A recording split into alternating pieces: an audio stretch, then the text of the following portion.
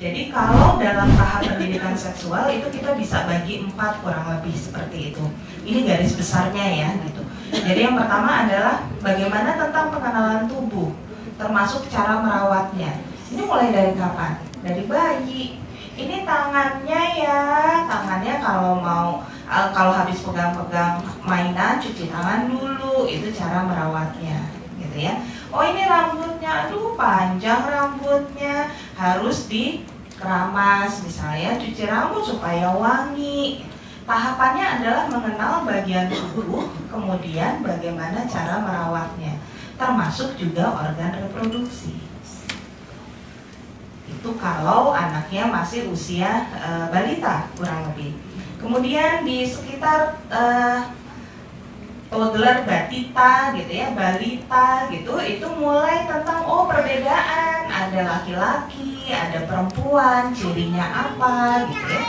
Terus ketika anak-anak usia sekolah itu juga sudah mulai masuk, ada bagian tubuh pribadi yang harus dilindungi. Dari mana? Dari leher sampai lutut, depan, belakang.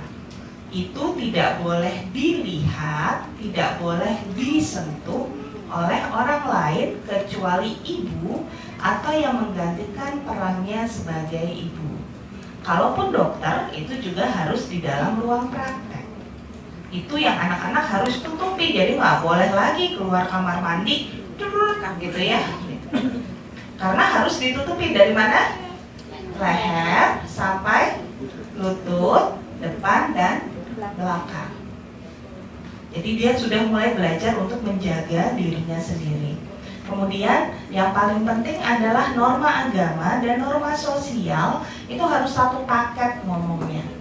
Jadi dalam semua pembahasan kita, termasuk juga dalam pembahasan tentang pendidikan seksual, kita kan ingin anak kita menjadi paham dan menjadi individu yang matang, termasuk juga ketika dia harus berelasi dengan lingkungan sosialnya. Dia juga harus punya prinsip. Gimana caranya? Itu bekalnya dari rumah. Jadi harus selalu masuk cara cara berinteraksi, kemudian value atau nilai-nilai keluarga. Setiap keluarga pasti punya nilainya dan itu harus selalu dikomunikasikan dengan anak. Nah, ketika anak sudah mulai tadi ya anak akhir gitu ya, jadi sekitar usia 10 ke atas gitu, sudah mulai masuk masa puber, maka sudah harus ada komunikasi, ada pembicaraan, ada diskusi mengenai batasan dalam pergaulan dan tanda-tanda pubertas.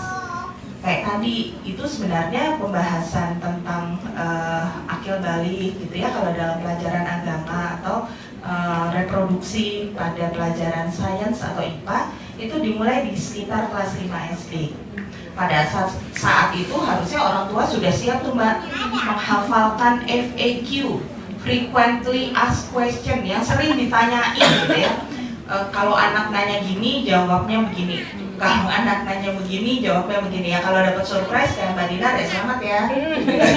Nah, makanya orang tua harus banyak pengetahuannya, karena kita nggak bisa setting anaknya mau nanya kapan gitu. Atau kita kayak tadi Mbak contohnya Mbak Imelda duduk. Oke ya, hari ini Mama akan menjelaskan. Ya anaknya malas banget kalau kayak gitu ya. Jadi bisa dalam pembicaraan kapanpun gitu, dan kita orang tuanya memang harus siap.